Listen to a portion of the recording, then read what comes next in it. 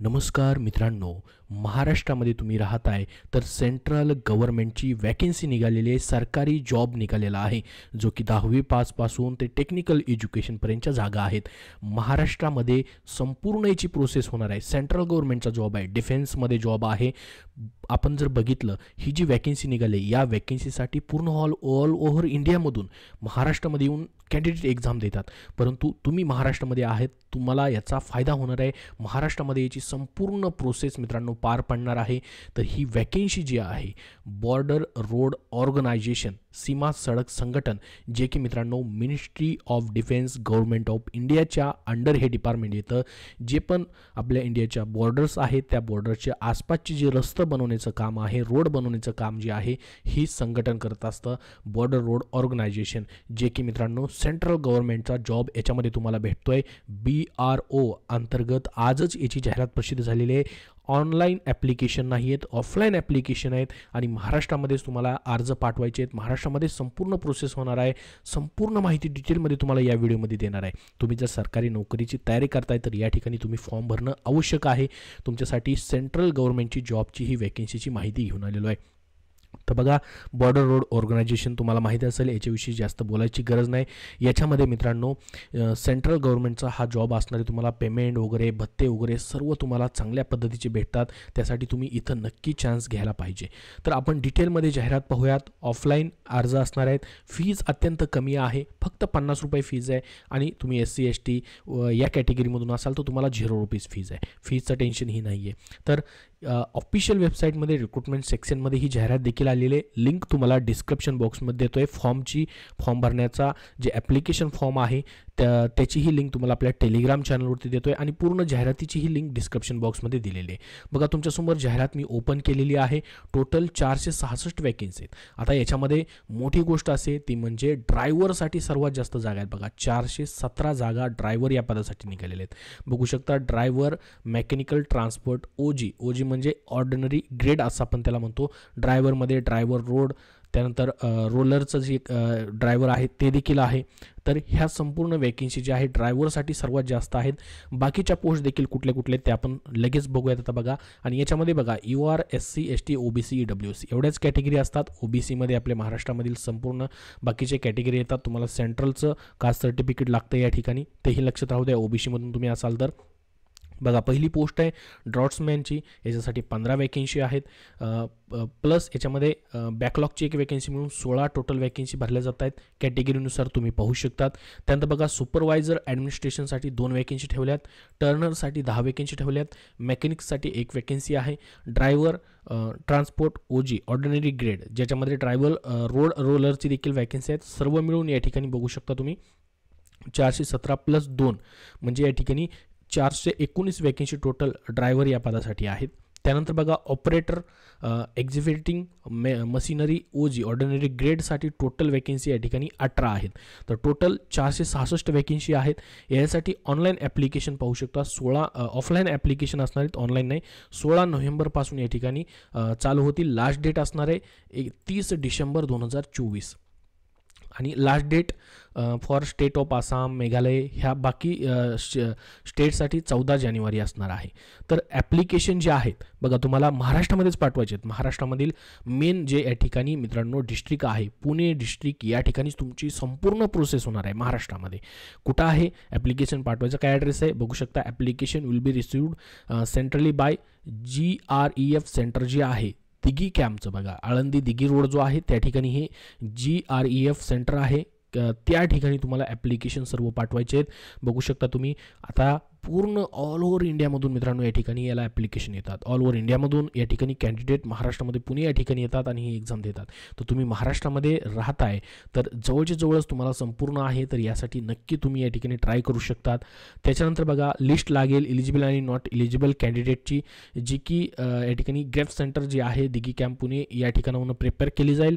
त्याच्यानंतर पाहू शकता, control number for application will be consider 8 digit and हे सर्व ह्यांच्यासाठी दिलेले OMR बेस वगैरे टेस्टसाठी या ठिकाणी दिलेले आहे.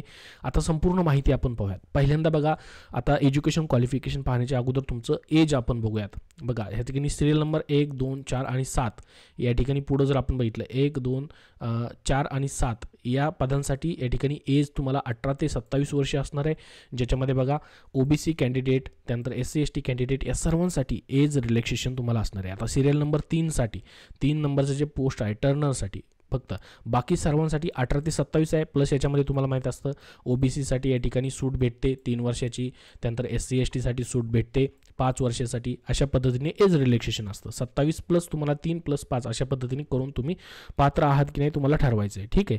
तर त्याच्यानंतर जी 3 नंबरची टर्नरची पोस्ट आहे त्याला 18 ते 25 आहे. बाकी सर्व पोस्टसाठी 18 ते 27 एज लिमिट आहे हे ओपन कॅटेगरीसाठी. प्लस त्याच्यामध्ये जसं की AC साठी 5 वर्ष सूट, म्हणजे 27 प्लस 5, OBCमधून असाल तर 27 प्लस 3 अशा पद्धतीने तुमचं एज या ठिकाणी मागितलेलं आहे.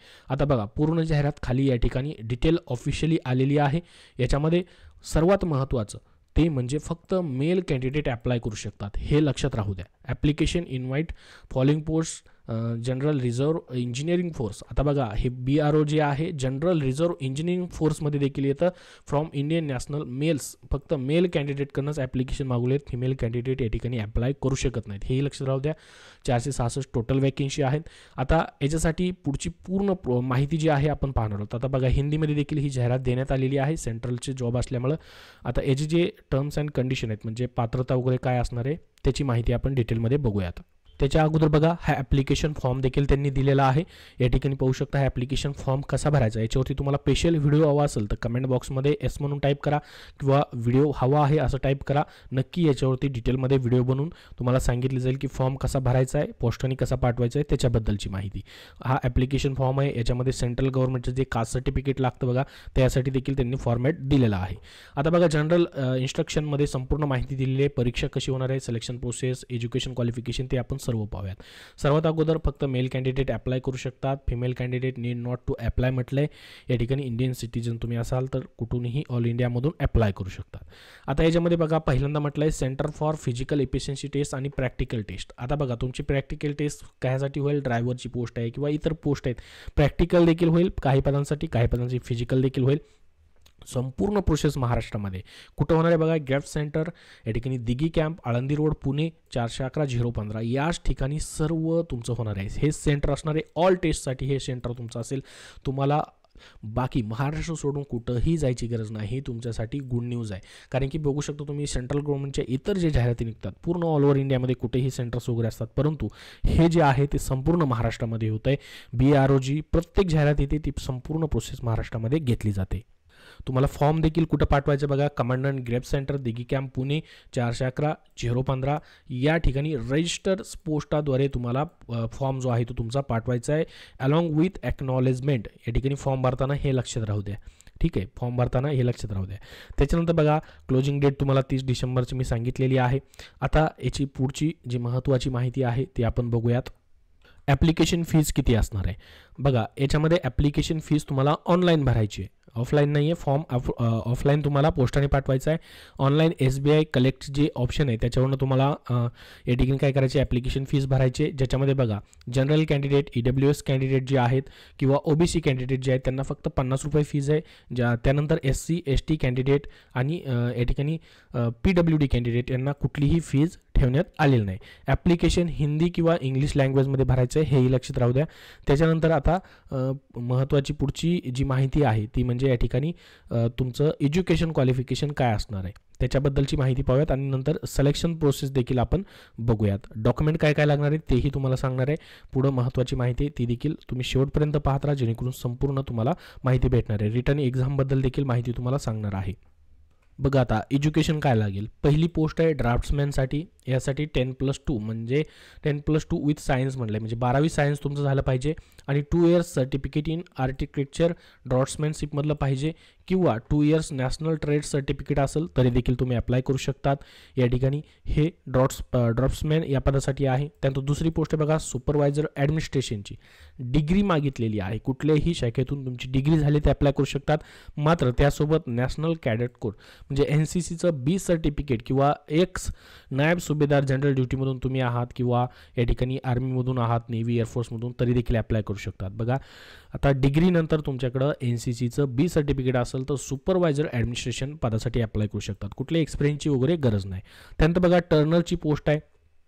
तुमच्याकडं मस्ट पोजेस टर्नर सर्टिफिकेट तुमच्याकडं टर्नर सर्टिफिकेट पाहिजे, जसं का ITC असेल, ITI असेल किंवा NCTVT असेल, डिफेन्स ट्रेड सर्टिफिकेट असेल तरीही चालेल. ठीक आहे, तेही नसेल तर तुमच्याकडं क्लास 2 कोर्स टर्नरचं झालेलं असेल तरीही तुम्ही अप्लाय करू शकता.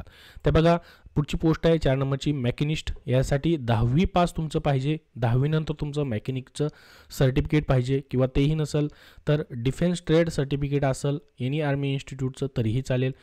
त्याचबरोबर तेही नसेल तर तुमचं क्लास 2 म्हणजे 12वी नंतर टर्नर किंवा मेकॅनिस्ट तुमचं झालेलं आहे तरीही चालेल, तेही अप्लाय करू शकतात.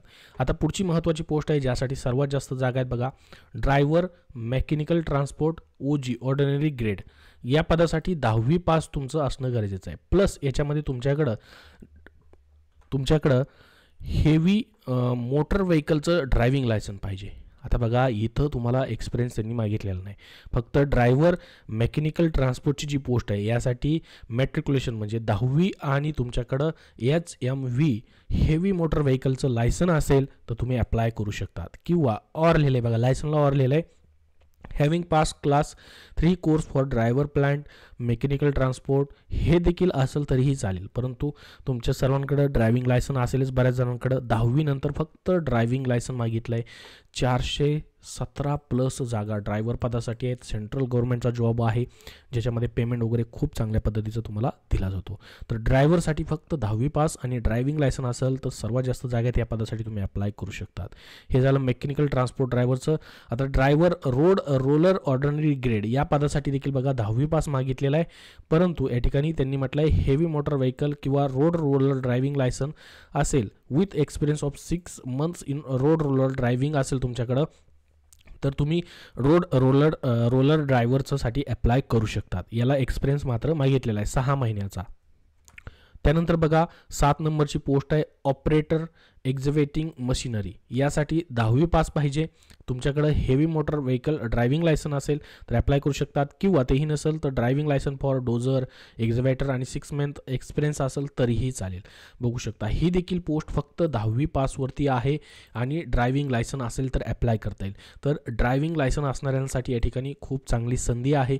त्यांच्यासाठी जवळपास या ठिकाणी 3 वॅकेन्सी या ठिकाणी ड्रायव्हर पदाच्या वेगवेगळ्या निघालेल्या आहेत. आता आपण याचं सिलेबस आणि रिटर्न एक्झामबद्दलची माहिती पाहूयात.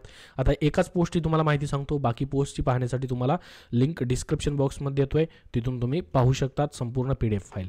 बघा, driver mechanical transport ordinary grade यासाठी सर्वात जास्त 400 प्लस जागा आहेत. यासाठी काय काय विचारलं जाईल तुम्हाला बघा, सिलेबस जो आहे एक्झाममध्ये maintenance of heavy light motor व्हेकलचे बद्दल माहिती विचारली जाईल, use of oils lubricants, daily periodic checking, tyre rotation, road signs जे असतात बघा, दिशाचे, traffic rules, use of tools, general नॉलेजबद्दल प्रश्न असतील. इथं कुठेही गणिताचा भाग नाही, फक्त ड्रायव्हिंगबद्दलच तुम्हाला अभ्यास करायचा आहे, त्याच्याबद्दलच प्रश्न तुम्हाला विचारले जातील.